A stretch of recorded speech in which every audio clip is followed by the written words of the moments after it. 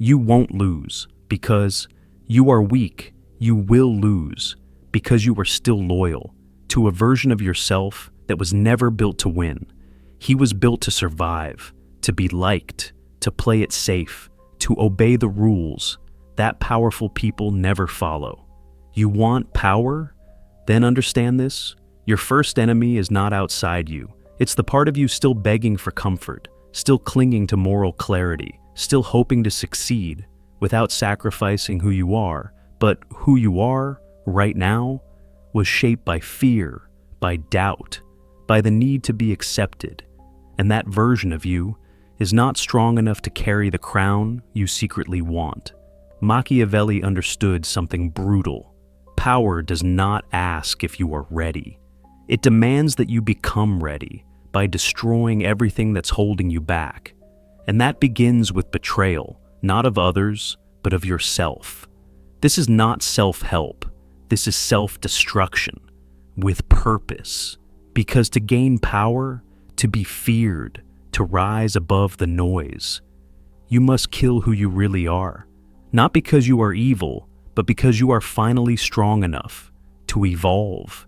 And until that version of you dies, you will never rule anything, not even your own life. They told you to be yourself. They told you that authenticity is everything, that if you stay true to who you are, the right people will find you, the right doors will open, and the world will eventually reward you for your integrity. But what if that's the lie keeping you small? What if being yourself is just a prettier way of saying, stay exactly where you are? Because here's the truth no one wants to admit. Who you are right now is not sacred. It's not some divine essence carved in stone. It's a collection of habits, fears, past experiences, wounds, approval-seeking, and survival tactics, shaped by people who did not even know who they were. The version of you that you are being loyal to was built for acceptance, not power. It was built to be liked, not feared. It was built to belong, even if that meant staying small. And so you became obedient to an identity that was never yours to begin with. You told yourself, I just need to be real. I just need to stay true to myself. But deep down, you have started to feel it, that who you are is no longer working, that it's not getting you the life, the respect, the control you thought it would. And that's where the war begins, because part of you wants to evolve, to become something sharper, more commanding, more dangerous. But another part of you whispers, don't change, don't betray yourself, as if your current self is a friend worth saving. But what if that self is the jailer? What if your loyalty to yourself is the very chain keeping you from becoming who you were meant to be? This is the first and most uncomfortable truth of power. To rise, you must betray the person you have been, not out of self-hate, but out of clarity. You are not a fixed identity. You are a strategy, a weapon in progress. And like any great weapon, you must be reforged, in fire, not comfort. You must burn the old scripts that told you to stay soft, stay humble, stay nice. Because being loyal to your past self does not make you strong, it makes you predictable. And in a world ruled by power, predictability is weakness. The most dangerous lie in the world is this, that you owe something to the person you used to be. You don't. Not your time, not your loyalty, not your future. That version of you can't take you where you need to go. So stop trying to save him. Start preparing to kill him. The version of you are loyal to. He did not come from truth. He came from repetition. You were not born as you. You were programmed. Programmed by parents who rewarded silence over strength. By teachers who praised obedience, not originality. By a culture that told you fitting in was survival, and standing out was arrogance. Every time you were punished for speaking your mind, a piece of you disappeared. Every time you were told to be nice, sit still, don't cause problems, you buried something powerful inside you. Until, eventually, the real you became the shadow, and the mask became the identity. You started to confuse your mask with your character, your politeness with morality, your shame with humility. And before you even knew what you were capable of, the world had already decided for you. So, you became the good one, the peacemaker, the humble one, the selfless one, the invisible one. You were raised to be agreeable, not dangerous. Tame, not terrifying. Predictable, not powerful. And that's the great lie. That your current self is you, that it's natural, noble, true. It's not. It's a survival strategy dressed as a personality. Machiavelli understood this better than most. He did not believe people were born evil. He believed they were born moldable, that the ones who gain power are not those who stay true to who they are, but those who reshape who they are to meet the moment. That's where shadow work begins, not with healing, not with forgiveness, but with admitting the lie. That much of what you call authenticity is just trauma you have decorated, masks you have worn for so long they started to feel like skin. But they're not your skin, they're armor. And armor is for war, not for identity. If you want to rise, if you want real control, you don't start by chasing your dreams. You start by interrogating your reflection. Who built you? What shaped you? And more importantly, what are you still carrying that was never truly yours? Because until you answer that, until you expose the lie you have called a self, you will keep fighting battles using weapons designed by people who never wanted you to win. This is not personal growth. It's psychological warfare. And the first strike is this. The old you was not born. He was programmed. And the one who programmed him did not care about your power. They cared about your compliance. If you have ever wondered why the good often fall and the ruthless rise, Machiavelli answered that question 500 years ago, and most people still are not ready to hear it. His truth was not elegant, it was not poetic, it was brutal, and it was accurate. Machiavelli did not believe in virtue for virtue's sake. He believed in effectiveness, not what feels right, what works. He was not interested in how good your heart was. He was interested in results, outcomes, leverage, impact. And that's the first rule of power he forced the world to confront. The world does not reward your intentions. It rewards your outcomes. You can mean well and still lose. You can be morally right and still irrelevant. You can be true to yourself and still invisible. Because power does not care who you are. It only cares about what you can control. You think you are playing a game of fairness, but Machiavelli knew this is a game of force, strategy, and perception. So while you are busy trying to be understood, the powerful are calculating how to be obeyed. While you are trying to be liked, they are positioning themselves to be feared. While you're protecting your integrity, they're reshaping their image to bend the world in their direction. He wrote, "A prince must seem virtuous, even if he is not, because perception is the currency of influence. Appear strong, and people follow. Appear weak, and they circle like vultures. This is the forbidden truth. Moral idealism is only useful when it serves your strategy. Otherwise, it's camouflage for your own helplessness. You were taught that being good makes you powerful. But Machiavelli knew. Power often requires the appearance of goodness, not the burden of living it. He was not saying to become evil. He was saying to become effective, to be feared when necessary, to be loved when useful, to be silent when it protects you, to be decisive when hesitation could kill you, and most importantly, to shape your identity not around values, but around results. That does not mean abandoning every principle. It means choosing the ones that get you somewhere. Because in the end, power is not an accident. It is a consequence of those who stopped worshiping who they were and started building who they needed to become. You know what needs to change, but you won't change it. Not because you're lazy, not because you're weak, but because part of you still loves the version of yourself that's holding you back. The version that wants to be accepted, that wants to be seen as good, that wants to believe you can win without losing anything. But that's the illusion. That's the lie. Because transformation doesn't feel like victory at first. It feels like betrayal. Why? Because the ego doesn't want to die. It wants to expand. It wants to stay relevant, even if it means keeping you small. Carl Jung called this your persona, the false self you show to the world, the polite, polished, predictable identity you've built to gain approval. But buried beneath that mask is your shadow, the ambition you were told to suppress, the rage you were told to tame, the hunger you were told to hide. And when you start to grow, when you start to evolve into something more dangerous, more decisive, more dominant, that shadow rises, not as a threat, but as your true power. Still, the moment you step into it, the resistance hits, the guilt, the fear, the voice inside that says, "This isn't who I am." People won't understand. What if I become someone I don't recognize? But here's the truth.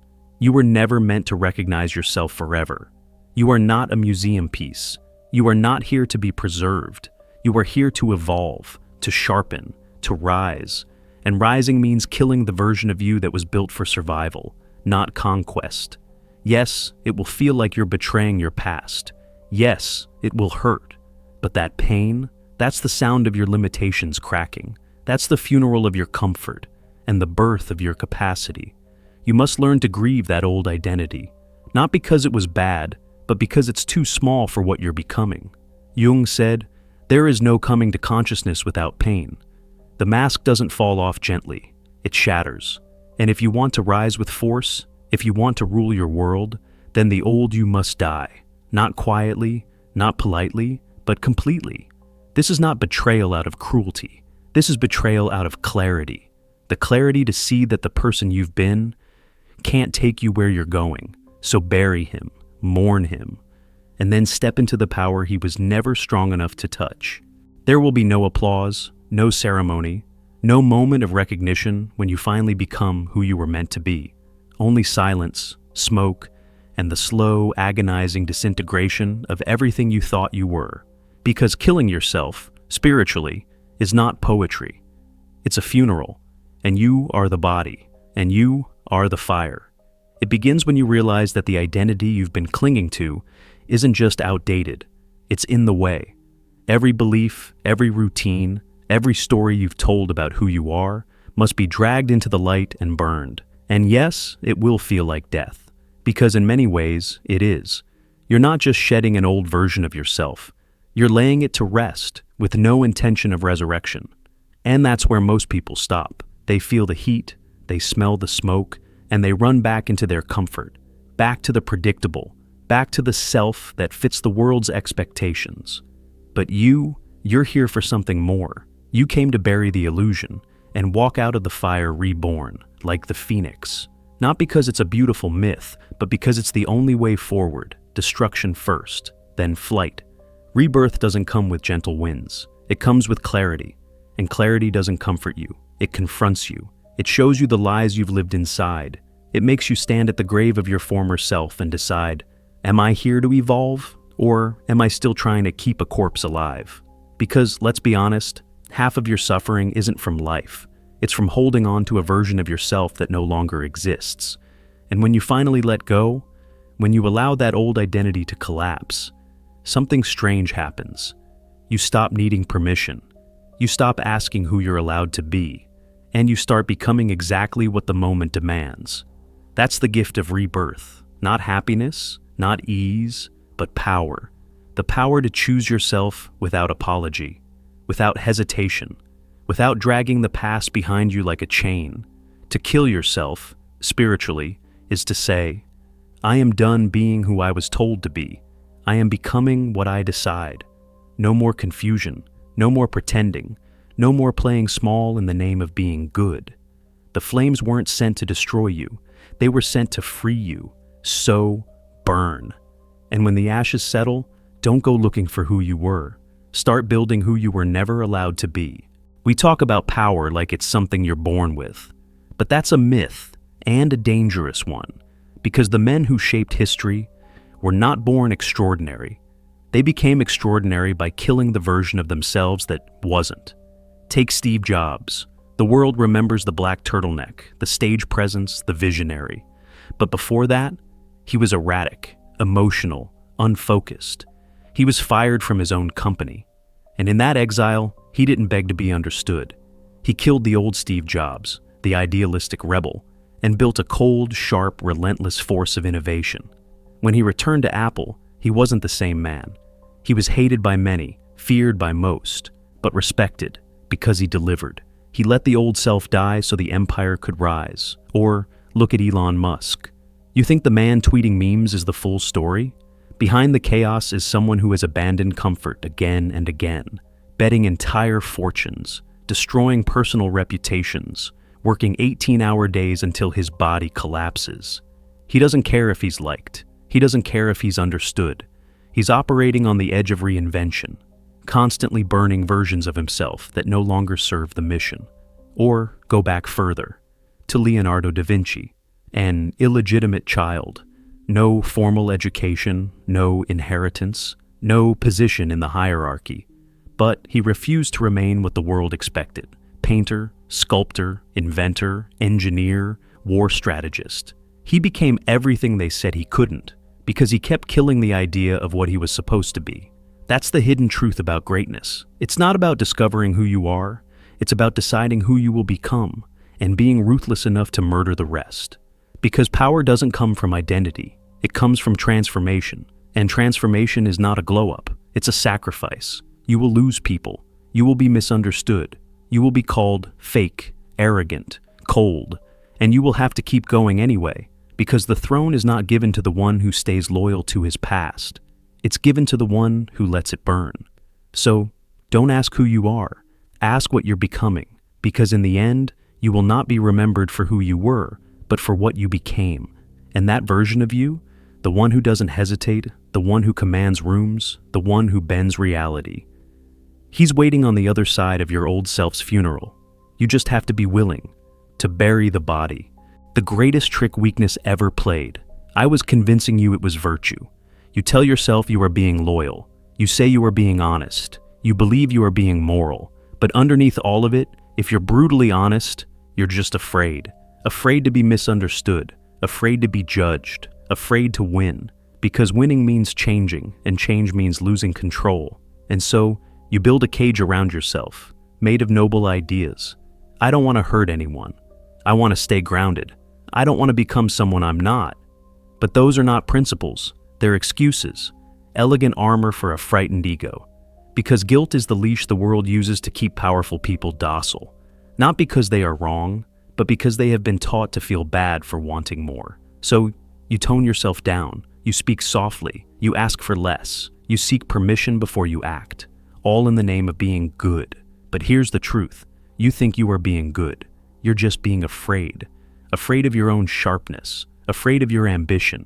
Afraid of who you will have to become if you actually take the throne. Because becoming that version of you means giving up the comfort of being liked. It means stepping into rooms where people don't clap. Where no one says thank you. Where your strength makes others uncomfortable.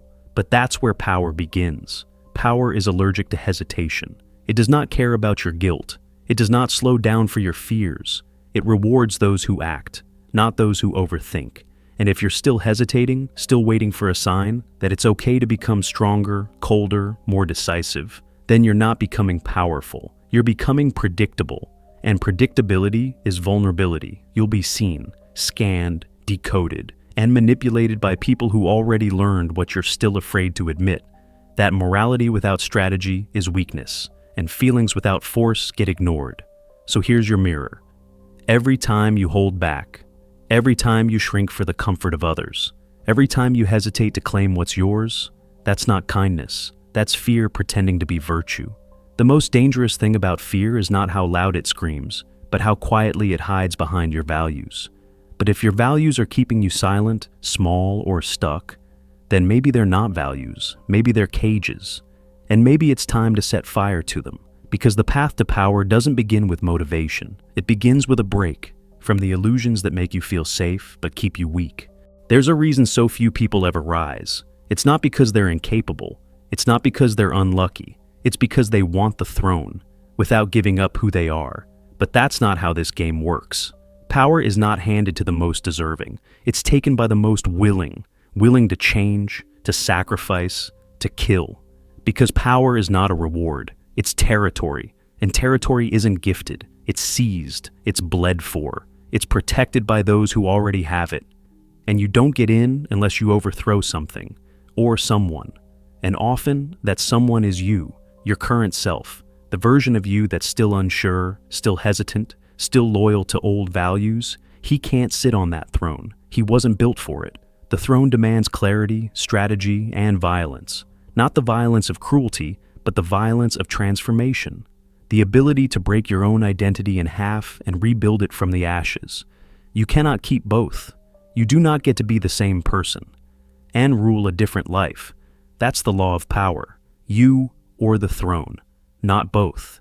And the longer you try to carry the old version of you into the new world you want to create, the more resistance you'll feel, the more the world will remind you you haven't paid the price, because you haven't made the trade. The trade is this: kill the man who wants to be understood. Become the one who wants to be obeyed. Kill the one who wants comfort. Become the one who wants control. Kill the one who plays fair. Become the one who plays to win. You or power. It's not a slogan. It's not a quote. It's a command. It's the moment the universe looks at you and says, make your decision. Stay where it's safe or step into the fire. But don't pretend you can do both. The old you wants to be loved. The new you wants to be undeniable. And those two can't coexist. One must die for the other to rise. So, if you want the crown, don't just reach for it. Become the version of you who takes it. Because the throne is real, but so is the price. And only one of you will make it there. You have heard it already. Betray yourself. But how? Not metaphorically, not in theory. Step by step, with precision, with purpose, with fire. Because this isn't a concept. This is a ritual. And rituals require sacrifice. So here it is. Step 1. Kill the ego that's keeping you soft. The ego isn't your confidence. It's your attachment to being right, to being safe, to being admired. It's the voice that says, this isn't who I am. I shouldn't have to change. What if they don't like the new me? That voice isn't your identity. It's your limitation in disguise. And it must be silenced. Not with kindness, with violence. You kill the ego by acting anyway. By choosing power over pride, by doing what the old you would find unrecognizable, and not flinching. Step 2. Burn the excuses you've been hiding behind. I don't have time. I wasn't raised for this. I just want to stay humble. Those aren't reasons, they're escape routes.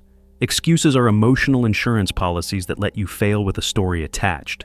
If you want to win, you must commit arson, and burn every narrative that explains why you haven't. You are not the story you were handed. You are the story you decide to build.